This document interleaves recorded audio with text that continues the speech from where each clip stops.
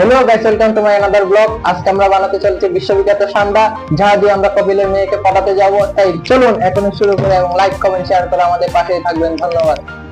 প্রথমে আমরা সান্ডা আকৃতির ড্রয়িং করে কাগজ কেটে নেব।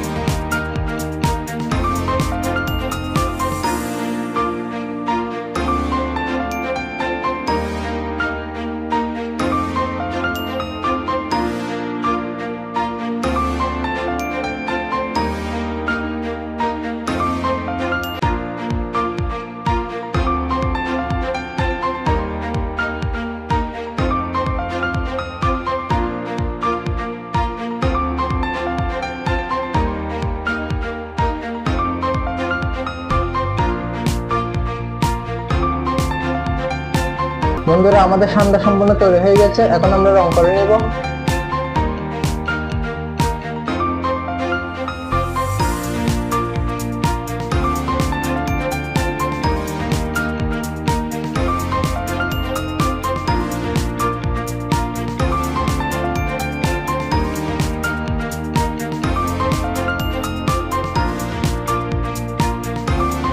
বন্ধুরা, আমাদের সান্ডা সম্পূর্ণ তৈরি হয়ে গেছে। যদি আপনাদের ভিডিওটি ভালো লাগে তাহলে একটি লাইক দিন এবং আপনার মতামত কমেন্টে জানান। এবং আরো এরকম নতুন নতুন সুন্দর সুন্দর ভিডিও পেতে আমাদের চ্যানেলটি সাবস্ক্রাইব করে আমাদের পাশেই থাকবেন। ধন্যবাদ।